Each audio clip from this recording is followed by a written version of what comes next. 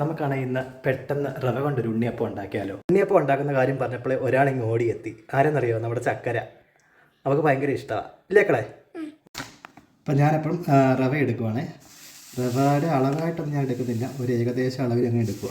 ഇനി ഞാൻ ചെയ്യാൻ പോകുന്നത് റവയുടെ അളവിൽ തന്നെ പാൽ റവയ്ക്കകത്ത് ചേർത്ത് കൊടുക്കണം. അപ്പം ഞാൻ പാലൊഴിക്കുവാണേ.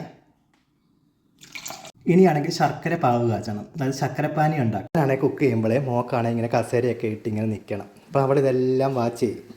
അപ്പോൾ ഞാനും വിചാരിച്ച ഏറെക്കുറെ നല്ലതാണ്, കാരണം അല്ലെങ്കിൽ അവൾ പോയി TV കാണും. അപ്പോൾ നമുക്ക് സ്ക്രീൻ ടൈം കുറയ്ക്കാൻ പറ്റും. കുഞ്ഞാണെങ്കിലും അവളെ കൊണ്ട് രീതിയിൽ എന്നെ ഹെൽപ്പ് ചെയ്യുന്നത് കണ്ടോ. നമ്മളിതൊന്നും പറഞ്ഞു കൊടുക്കുന്നതല്ല. അപ്പോൾ ഇങ്ങനെ ചെറിയ ചെറിയ കാര്യങ്ങൾ അവർ പഠിക്കും.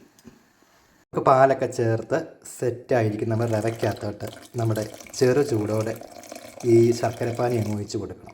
ഇനി മിക്സിയുടെ ജാറിനകത്തോട്ട് ബാക്കിയുള്ള ശർക്കരപ്പാനിയും ഈ പഴവും കൂടെ ചേർത്ത് നല്ലതായിട്ട് അടിച്ചെടുക്കണം. അങ്ങനെ നമ്മൾ അടിച്ചെടുത്ത പഴവും ശർക്കരപ്പാനിയും കൂടെ നമ്മുടെ ഈ മിശ്രിതത്തിലോട്ട് ചേർത്തും കൂടെ നല്ലതായിട്ട് മിക്സ് ചെയ്യുക.